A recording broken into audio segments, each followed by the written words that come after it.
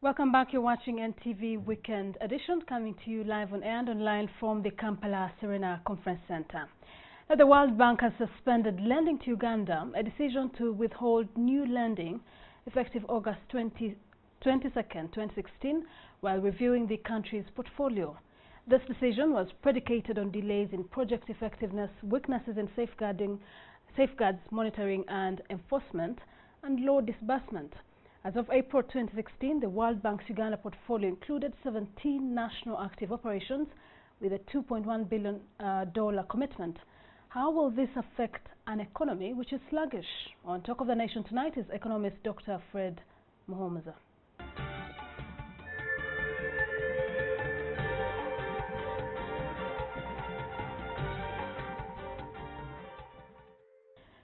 Welcome to the studio, Dr. Fred. Thank you very much, sir. You know, when I first heard the news of this withdrawal of the lending, what quickly came to my mind was, how can a government entity or a country not spend money? Why are these, why is government not spending this money? I think there are quite a number of issues. One of them is we seem to be in the business of acquiring money even before we plan where you want to spend it. And the World Bank at one point used to be accused of lending us too fast or being under pressure to lend. So I think there is a failure to synchronize the preparations and the rate at which we look for money. So a number of projects and sectors and ministries will push for monies because they have identified problems. But when they actually, that's not exactly the problem, that the money is not the problem. Because even within the government budget, we always get unspent balances that are returned at the end of every year. And at one point I was hearing about 300 billion. That's almost $100 million returned within a year. And then people would say they had delays, it came late, then we had procurement problems. But you can understand that if it is within a year, and I've never understood it or believed that that is the good reason. But now here you are with monies that were released in 2009. Again, you cannot say it came late. It speaks to general weaknesses within the government institutions. And as I've already said, you need massive institutional reform to get the thinking going. You don't go borrowing money before you even get the land where you're going to build. Because I hear some of these, we were not able to access the land where to build a market. Who borrows money to build a house before you get a plot? That's the whole kind of the mindset within the government institutions. So they go get this money, put it there, and of course they're interested in a few little spendings to furnish their offices. They will get vehicles, some of them will do this. But World Bank has been tightening to say, my money will not go for that, my money will not go for that. So eventually, if you wanted to borrow money and quickly go for a foreign tour, to get a consultant to design a project, you'll find the World Bank would be saying, no, my money is not for that. It should come from the counterpart funding of government, if that's what you wanted to do. Okay. This decision by the World Bank, by Britain institutions, came on the heels of a frustrated president. He had previously said, this money accrues a lot of interest and yet it remains unspent and then sent back to the Treasury. Yes. Could this also inform why we saw this? I think this has been a perpetual problem, because this is not the first time we are getting in the Auditor General's report, even other reports. So I've always known that a lot of money on World Bank projects and other loans, not just World Bank, do underspend. Now, the concern comes in when you get to those very massive trivial levels, where like 4 years out of a 5-year project, you have only spent 23%, 30%, or completely nothing. Because the World Bank will always bear and try to understand. But at least you get to a level where you've spent 70% in the 4th year. But you couldn't have spent 23%, 30%, or zero. And the project with 5 years is left with just kind of 1 year.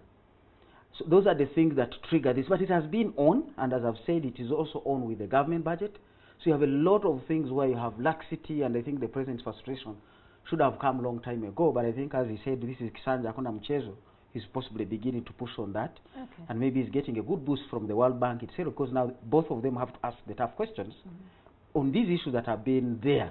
It's not a new thing that government projects don't perform. Okay. We have previously, the other day, I think during a cabinet retreat, he in fact called the First Lady, the Minister of Education, and tasked her to explain why Ministry of Education had not spent the money that you talked about. But let's just go back to, what was in my intro. The economy is sluggish. Yes. How bad is the problem? of the autonomy? I think it is partly to do with these manifestations of lack of spending, because some of these World Bank monies are supposed to stimulate economic growth. So you know that the moment, and in two ways. One is the direct injection. If you get this money and use it, you inject that money and it has a ripple effect, what we call the second round effect. You receive it, you spend it somewhere, another person spends it somewhere, so it kind of stimulates the economy to grow. But also there is that particular objective this money came for, because if that service has not taken place, then the economy again will fill out on that shortfall. So it has kind of massive effects. You will have, these are some of the easy dollars to get, because we always say, well, we can use our own local resources. Now, a number of these projects have external expenditure components. The beauty with the World Bank loan, African Development Bank loan, is dollars that are coming in. If you are borrowing from the domestic market and you have a foreign component, you have now to go to the market, buy these dollars, so you also contribute negatively on the dollar rate. But these are the issues that help us to bring in the dollar. So there are quite a number of effects that when you look at them, they might relate to the slowdown in economic growth. But this economy also relies largely on agriculture, so the drought we had the other season, the drought we have now, is also dragging already a strained economy further down. So to have this at this point in time is really a bad thing, because this would be something to mitigate the drought effect. So now you have drought on the loan side, so you also have a drought physically on the agriculture side. You're being pushed in from all corners. It's time to respond as fast as we should. And exactly, that's what I want to ask you. What measures do you think the government should take to insulate itself from, the grave of this very bad economy, like you put it?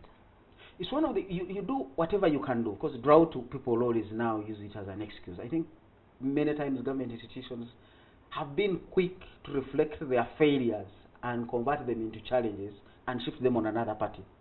So they will quickly blame the drought, they will quickly blame the land we didn't acquire it, they will quickly blame some other thing. But when it's actually within the programming powers of weaknesses of the system. So for us to be able to shift the economy to grow, we need to address these deep-seated institutional weaknesses. How, in your view, do you think they should be addressed by governments? I think it takes, some of these things are known, but it's the patronage within the systems. For example, I know a project that was actually not spending, it was in its second year, and these people were waiting for somebody who was managing another project to finish the other project, to bring the other project to end before he can come to start this. I said, there are so many Ugandans out there. Why do you have to wait for one particular person who is already employed in another project to say, let him finish his 6 months there, then he will come to start on this one? Now, those are the things you really want to clean out. When we go out for recruitment, is it open? Or are you waiting for some particular individual to come in? But remember, the economy is feeling that delay within the system. So every time you say, this one I'll give it to so and so, even when some of these individuals are incompetent, they have already failed on one project, no results, no evaluation, you need to come in and take action on some of these, because they're actually costing the economy heavily. Okay, there's probably a viewer somewhere, in my village or in Kabong or, in the different parts of the country, yes, where we understand much of World Bank aid is really geared towards health, education, and perhaps they would have benefited from this aid or from these loans that, they are given to Uganda. How do you think this could affect service delivery, and how will a person in my village, for instance, Kazo, be affected because of this? Of course, as we said, these projects were intended to help those people out there in some way. If it was to build a classroom, that child would continue to study under a tree. If it was to buy them books, if it was to build a teacher training college, they will continue without that service. But now, how are they going to feel it? They may not even feel the suspension, because in the first place, the money was not being spent. So even last year, they never benefited. Even the other year, they never benefited. So the suspension to them is the status quo. So then we don't need it. Is that what you're saying? We would need it, because now that the plight that those people are in is not what they should be in. And that's why we went to borrow. Because sometimes these are the evidences we present. And so we have too many people in class, the book teacher people ratio, teacher people book ratio, all these kinds of things. The health facilities need to be revamped, the laboratories are not working. And we borrow this money to go and equip these health centers. Now you don't spend it. The people you intended to help don't get the help. But the president has been saying we are financing 80% of our budget, so maybe we are safe where we are. No, I don't think so, because the financing of donor projects actually passes around to help the government, what we call our own financing. Because you imagine if people are working on these projects, and some of these are the best salaried people and they pay their taxes. Now those taxes turn up within the government budget. So if all these projects are suspended, let's say there were some 10 million worth of salaries, 30% or 40% of that was supposed to go into revenue collections, and that will become our money. But is it actually our money? It's project money that came in through World Bank, but because we have taxed it, salaries of people, and all these expenditures that these projects do on fuel, on cement, on where the other taxes are collected. So it has a direct impact on what we are calling our money. Okay. In 30 seconds, government has been preaching a lot about fiscal prudence, but from what we've been seeing, the ever-growing size of parliament, the four-wheel drives we're seeing, do you think government is preaching, or they're practicing what they're preaching, or preaching what they're practicing? I think this is what this is also going to be affecting us. But it's what we call the country policy and institutional assessment, the CPIA, which the World Bank uses. And one of the areas where we've been performing poorly is public sector management, and now our institutional management is also going down. So this is going to affect our rating in these areas, and the debt management. These have been some of our best. We have been performing very well at 3.7. The Sub-Saharan Africa standard is 3.1 out of a possible 5. But now these are going to begin downgrading our rating. And even the private sector, other people who wanted to come and invest here, begin to look at these World Bank ratings and say if Uganda's rating is going low and my investment requires government to do its part.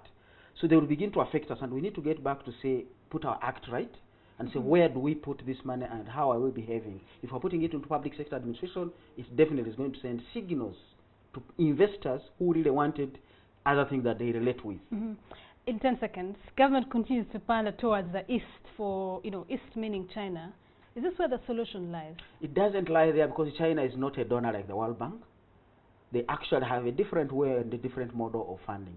So the Chinese complement and the World Bank have their own space. Each one of them have their own unique areas of presence. So you can't just replace World Bank with the Chinese. Okay. Thank you very much, Dr. Fred Muhumuza, and that was Talk of the Nation.